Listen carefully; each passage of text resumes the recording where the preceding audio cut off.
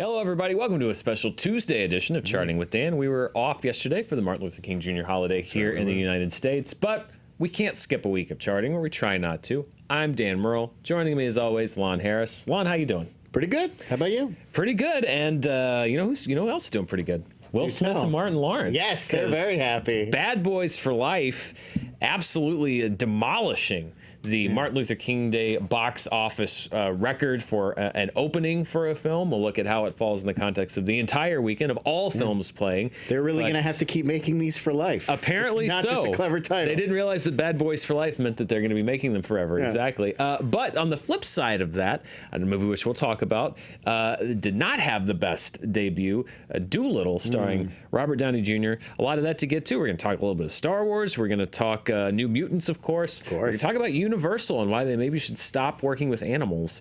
So many other things. But first, let's look at the top five. As I mentioned, Bad Boys for Life. This is for the 4-day MLK Jr. weekend here domestically. $73 million debut. Those are what they call summer numbers. Yeah. Over Martin Luther King Day weekend. As I mentioned, that is a record for an opening weekend for a film. Lon, let's just go right into this. And then you see Doolittle there. I'm going to shoot straight here.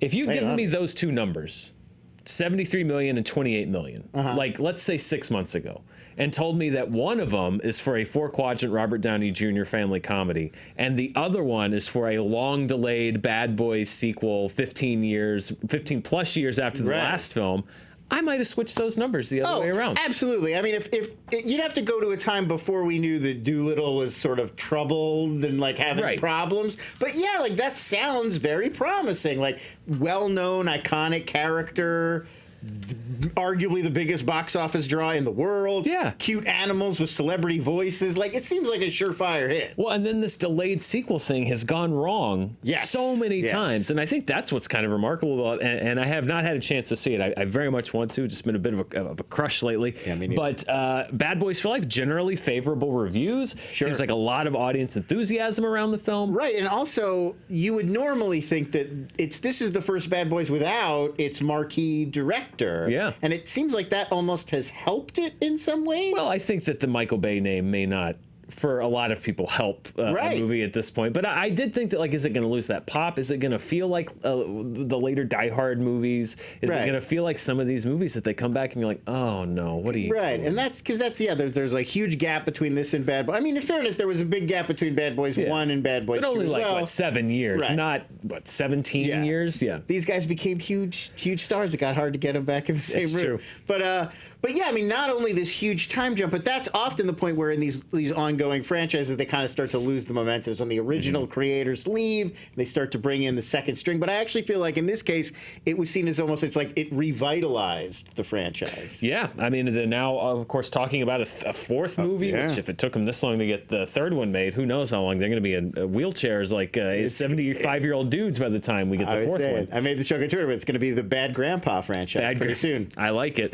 Well, let's look at where it stands in the filmography and for that holiday weekend. First of all, for Will Smith, one of Will Smith's best opening weekends. Now, this is 3-day, not 4-day. So Bad Boys ended up making a little, about $10-11 million more on Monday. That's not included here. But these are Will Smith's best 3-day openings domestically. And Lon, his last 2 films have landed him in the top 5 after a bit of a stretch there where he was in some kind of misfired Oscar prestige contenders. I think it was that period where he was making a lot of like awards hopefuls that kind of didn't pan out for your Collateral Beauties, your 7 Poundses, your concussions. But now he seems to be proving, Gemini Man notwithstanding, to be a bankable star. At least when he's in a franchise, and we've talked about this on the show before about when he's involved in a franchise or a franchise movie particularly. Still drawing people into the box office. Not to take away from what Martin Lawrence brings to the table. I'm sure that the combination of those two is also what got a lot of moviegoers excited. Yeah, I mean, it's a nostalgia draw just getting them together at this point. So I think that's in addition to the star power of Will Smith, that's part of the draw too. Is reteaming with his old castmate Martin Lawrence.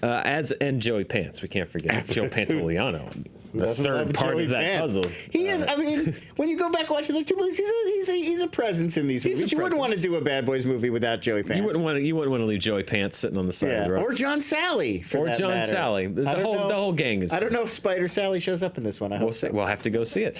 Let's look. As I mentioned, Bad Boys set a record for an opening weekend over the Martin Luther King Day holiday. But how did it do when considered against all releases? And it turns out it actually did pretty well. First of all, here's the raw box office numbers, not adjusted for inflation, for the 4-day weekend. And as you can see, it had the second best performance of any movie playing over the 4-day holiday weekend. American Sniper still holds number one, over $107 million. Then we've got Avatar there from back in 2009, Ride Along with Ice Cube and Kevin Hart, and then Cloverfield. If you go all the way back to I think over 10 years ago, Cloverfield there at number 5. So even non-adjusted, a great performance. But as I like to do, I like to put it in perspective. Let's look, and this is actually almost the same, except for one big difference that I think just goes to show you how one director has had two films that followed very similar trajectories.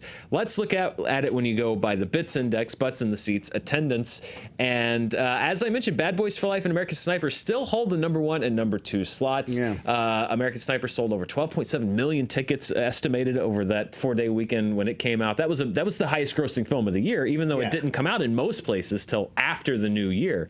I mean, that one was not something that a lot of people saw coming. It was this kind of like left field surprise, huge sleeper hit, massive hit. Now, as you can see, Bad Boys for Life, they're still number 2, but then at number 3, when you adjust and you get those, you put those dollars kind of on an equal footing, Titanic there at number 3, over a month into its run at that point, followed by Avatar, the movie that dethroned Titanic as the highest grossing movie of all time, at number 4. And a similar point in its run, James Cameron, 12 years apart, had 2 films that would go on to become the highest grossing film of all time, and 2 films that opened at similar times and then would make a months-long run at number 1. Yeah, I mean, traditionally, January top releases would have been dominated by holdovers, the big holiday movies that were still, resonating out there. It's still only pretty recently, I think, that any sort of decent sized draw opens in January. And a movie like Bad Boys for Life opening in January, even a few years ago, would have been unthinkable.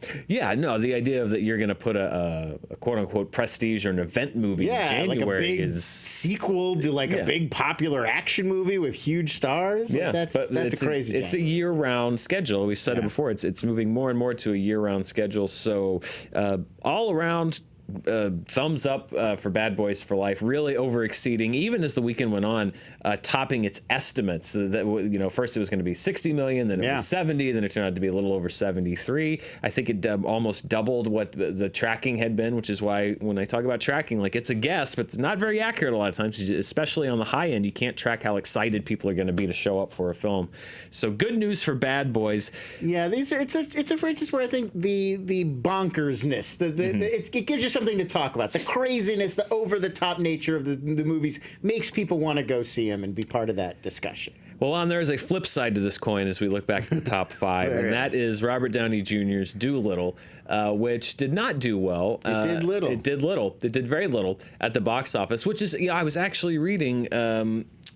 they had an article about how the original Dr. Dolittle with Rex Harrison was also a massive box office failure. I was literally talking about this yesterday. Yeah, maybe it's just not, don't adapt this story. Eddie Murphy's pulled it off twice, but Dr. Dolittle is a box office poison going back to the original Dr. Dolittle movie. Yeah, I mean, I just don't think of it as a character people care about. It's not like beloved of children when there isn't a new movie in theaters. Yeah, I mean, again, the broad kind of comedic approach worked with Eddie Murphy, but this is not how this film was being marketed. It was marketed sort of whimsically. It's like a fantasy adventure You had the low-key version of What a Wonderful World in the trailers, and it was just kind of trying to sell it on whimsy and fantasy, which did not quite work, obviously. And Lon, we were talking about Universal now. Within the span of a month, has had 2 kind of high-profile financial setbacks. And this is why I'm saying perhaps they should stay away with Animals, because the last, or not the last 2, but 2 recent releases by Universal, big budgets, not big returns, at least domestically. Cats with a $90 million budget, a current domestic gross of $26.8 million. Doolittle had a budget of $175 million, a current domestic gross of $28.3 million. Now, of course, that's after one weekend, but the numbers suggest and the response suggests that it's not going to get probably even to 100 million here domestically. No. So domestically, the margin right now, and this is without advertising and promotion, domestically their margin is about negative $200 million. Now, Cats worldwide is a lost cause.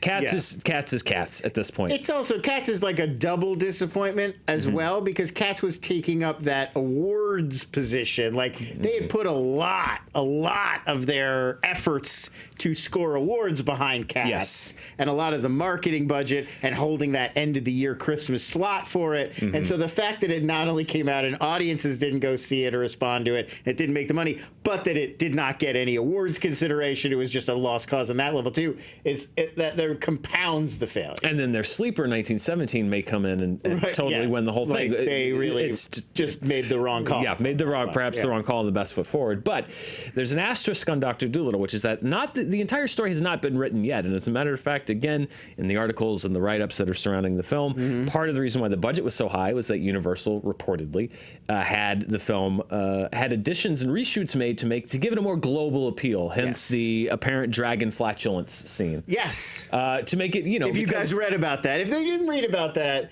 apparently there's a scene in the movie where Dr. Dolittle operates on the rear end of a dragon, causing it to fart. Yes, which again reportedly was added to make it more appealing to a global audience. Yeah, you want to. I believe it was Louis Mayer who first said, Louis Mayer. You want to pack butts in the seats. They love dragon farts in Europe. You gotta operate on a dragon's behind. Yes, you want to make it in this business. Old Hollywood adage.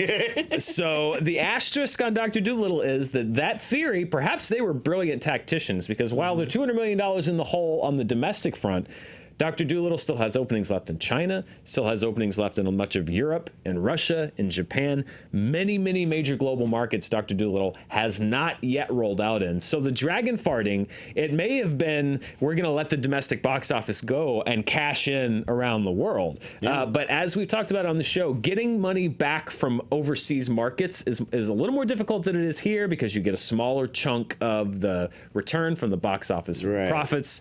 So it's going to have to really do well overseas to offset what looks like a pretty disappointing, what is a pretty disappointing here performance here stateside. So really, Dr. Dolittle is going to be a referendum on dragon farts. Because obviously the United States has shunned dragon farting. Yeah, but maybe they love them in Hunan province. Exactly. Give it a chance. We're going to get a worldwide referendum on dragon farting, and then I think this could change the shape of Hollywood for decades to come. I mean, maybe in 2 years you're not going to be able to find a movie without a dragon fart. How to train your dragon fart. How to train your dragon farts. DreamWorks, call us. Netflix's new animated kids show. So as it stands, Doolittle not doing a whole lot, doing little, as we mentioned here. Domestically has a lot of work ahead of it worldwide, but you never know. Stranger things have happened. Yeah, it's pretty behind though. I mean, it would have to come out and really. I feel like at best it would be one of those like Warcraft type situations where. The international gross is better than the U.S. and still it turns out to be sort of a mixed bag. Right, yeah. Warcraft famously a big bomb here, but because it did so well overseas, at least not it stayed in that Pacific Rim gray area. Exactly. Yeah. We all know how that great sequel turned out for Pacific Rim. All right. Woo! Let's look at the rest of the top five very quickly. As we mentioned, Bad Boys for Life and Doolittle. Dr. Dolittle in the film Doolittle at number 2. 1917 at number 3, just barely number 3. Actually, if you looked at the numbers, 1917 was the number 2 film for the 3-day weekend for Friday, Saturday, Sunday. But I think largely because a lot of kids were out of school yesterday, Doolittle ended up doing enough business on Monday to become the number 2 film for the 4-day weekend. But 1917, very close behind, off of obviously a lot of Oscar nominations, a bump there.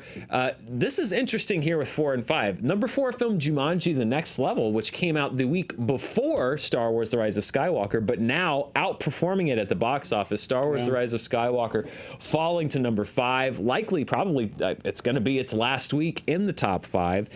So, Lon, I wanted to look at, a couple weeks ago, we looked at how Star Wars was performing in relation to the other Star Wars films at that point in its release. We're now 32 days in release, so I thought perhaps we should revisit it, see how The Rise of Skywalker is doing. Yeah, when you this look should be the period where films. the stronger word of mouth, if people were going back for multiple. This is the legs. This is the legs portion of the release. Yeah. So let's look at where Rise of Skywalker compares now. Now, Lon, as we'd mentioned before, it was tracking at number 3 last time we checked, which was after 17 days of release, and I'd mentioned that it looked very likely, based on the daily trends, that Rogue One was going to start outpacing it. That's what has happened through 32 days now. Rogue One had broken the $500 million barrier. Star Wars Rise of Skywalker, close to that, has not yet done that. So Rise of Skywalker now falling to 4th all-time, unadjusted for inflation, through 32 days. Rogue One, at this point in its release, now outpacing The Rise of Skywalker. And then, Lon, attendance, something else I wanted to look at. The attendance, the butts in the seats, again, as I mentioned, a bit of a wider gulf here. Rogue One also outpacing, at this point in its release, Star Wars The Rise of Skywalker. Last time we looked, Rise of Skywalker held a lead over Rogue One. It has now fallen off that track now by about 3 million tickets or so. Now, the thing that's going to be interesting, and the data is not as accessible, but I'm able to access some of it, is as I keep tracking this, the further out that we go. Obviously, all of those films at the top, the vast majority of the tickets had already been sold 32 days into its run. Right. But we're approaching now with Star Wars A New Hope, with The Empire Strikes Back, not as much with Return of the Jedi, because it was a little more of a modern release pattern. But we're starting to at this point in their release is when the majority of the tickets started being sold, about a month after it came out. Right. So it's going to be interesting to track how they go up on this list as the days go on. But Rise of Skywalker, as we'll see in a minute, has broken $1 billion, but tailing off quickly. Right. Yeah, I mean, people might forget that Star Wars, Empire Strikes Back, those movies had to build momentum. They were movies a lot of people who loved movies wanted to see. Yeah. But then they became nationwide phenomenon after several weeks of people seeing them and telling everyone they knew, you got to go see this space laser movie. Yeah, I think what we're really seeing is the de-eventization of Star Wars here, and that because there was such a limited quantity of films, there was 3 and then a break, and then 3 and then a break. For such a long time, Star Wars kind of performed on its own metrics because they were something unusual. You didn't get them very often. And I think what we've seen now with Rise of Skywalker, it's $1 billion hit, but it's performing like any other blockbuster, which by blockbuster metrics is like, that happens. But by Star Wars metrics, it's a little different because we're not used to seeing a Star Wars film perform like any other franchise movie, but that's the nature of the beast and how they've chosen to structure their release schedule, with the movies in between, with all of the other Star Wars stuff they're doing. Yeah, Star Wars has always been in this kind of rarefied a category all of its own. Disneyland doesn't have a Bad Boys Land, although Call me. Let's talk about the circle ride. It's you spin and a camera is stationary, or vice versa. Yeah, but I think like there's some Haitians shooting at you, and you got to fire back. It could be potentially problematic. Well, they'd work through it. They'd figure it out. It's okay. We'll figure it out. But anyway, we're workshopping it. But I think we're just like you said, we're seeing Star Wars go from that this very specialized, it's the biggest franchise in the world, to it's one of many popular franchises in the galaxy of IP that has become Walt Disney. That has become Walt Disney. So what lies ahead for the rest of the Star Wars movies, we don't know right now, but we do know how this trilogy is ending, and it's ending, somewhat ho-hum, in the sense of yes, $1 billion hit is great, but it is not performing at that level of Return of the Jedi is the end, Revenge of the Sith is the end. This is just another one. Right. So, see what Kevin Feige and Ryan Johnson and Taika Waititi can do from here. You said it's like Beetlejuice. You said the name. Don't say the we don't say the RJ name. Oh, stop. That's 10 things pop up in the comment section every time you say Ryan Johnson. It just goes. You mean Ruin Johnson? That's what I meant. It's not. I like it. Knives Out. It's a great movie. All right. Let's look at the top per theater averages for the weekend. And that goes to Bad Boys for Life. 3,700 theaters, 16,000 per theater.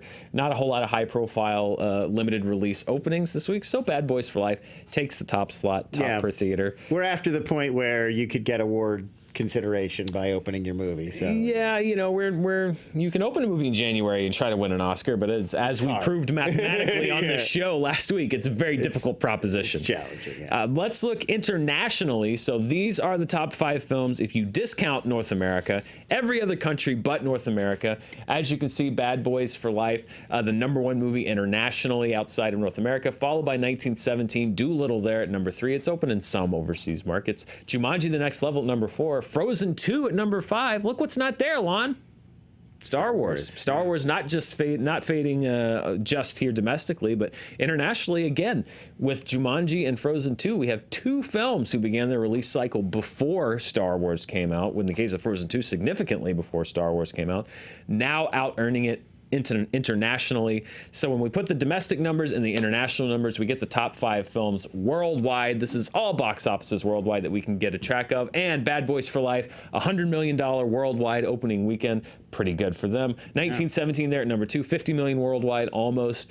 Doolittle there at number 3 with 40 million worldwide, then Jumanji 2. And due to the fact that Frozen 2 is late in its run and Star Wars Rise of Skywalker is still in the top 5 here, that due largely to its domestic gross is the number 5 earning film worldwide for this weekend. But again, I think it's fairly likely this may be Star Wars' last weekend in the top 5. It could be out of the top 5 by January. Again, not something that we're used to seeing. Definitely not. From Star Wars. So Martin Lawrence really, it looks like he's about to fire that shotgun behind his head over his shoulder. It's like, you really got to look where you're shooting that shotgun. It's very dangerous. That's I believe that's an Italian poster for Bad Boys. Bad Boys. Well, because I love watching I love these international posters, but I'm sure a lot of people were saying like, well, most of them are for China. Like, well, I know because that's like the biggest market out there. They make cool posters. But 1917, I believe that is a poster from the UK. Doolittle right now doesn't have too many foreign posters. You hear that bird back there? I'm going to take him out.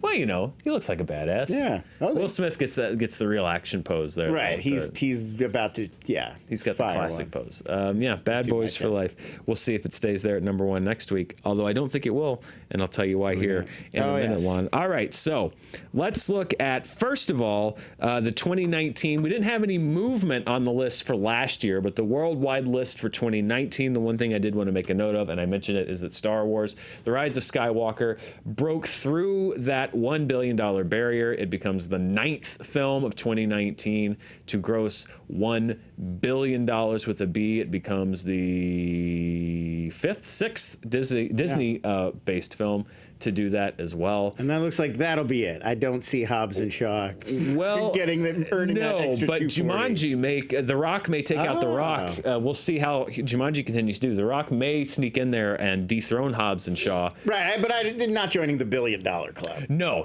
there will be no more $1 billion movies. No, but Jumanji may come in there at that 10 spot. But then watching The Rock's in a war with himself for the number 10 spot. Exactly. Looking at The Rise of Skywalker and how it's performing, it's currently about 40 million behind Joker. I mean, if it continues to fade quickly, again, beginning of 2019, if you would have said that Rise of Skywalker would be battling to see if it could outgross Joker worldwide, I would have said like, well, that's crazy. It's likely that it may not end up in the top 5. If you would have said Star Wars isn't going to be a top 5 worldwide global grosser, I would have said you were crazy. Now it may make that extra $100 million, but I'm not sure. At what we're seeing right now, at the gross that we're seeing right now, I don't think it's got another $100 million in the tank. So we'll keep an eye on it. We'll keep watching it. Dan, I think it's 7 or Disney. 7 or Disney? Yeah. One, it's Avengers is Disney, Lion King's Disney, Frozen's Disney, Captain Marvel's Disney, Toy Story's Disney, Aladdin is Disney, Star Wars is Disney. You're right. 7. And one affiliated with Disney. So there you go. Yeah. Thank you, Ryan, for that correction. Better you than the comments. I try, folks. I really do. I mess something up every show, but I do my best. If you just take one thing away from the show, it's that we love Ryan Johnson. 10 more. All right, well, let's look at 2020's worldwide box office. Bad Boys for Life, the new champion. And our first $100 million plus grossing film of 2020. Is it time to say it? Shit just got real. It just got real. I think it's time. We're in the 9 digits here at the worldwide box office. Doolittle there at number 2, as I mentioned. It Ryan, come out here and swoop the camera around. No, yes, circle us with the camera. Tolo Tolo from Italy there at number 3. The Grudge drops down there. Tanhaji, the Unsung Warrior, with a little bit of a jump up. And then we've got Darbar, which is another film from India. Underwater Like a Boss, The Gentleman, the Guy Ritchie film. It drops this week, but it's opening in wide release here in the United States this weekend, so that could jump back up this next weekend, depending how it does. And then a movie from Japan, Lupin 3, the first, there at number 10, dropping out one day.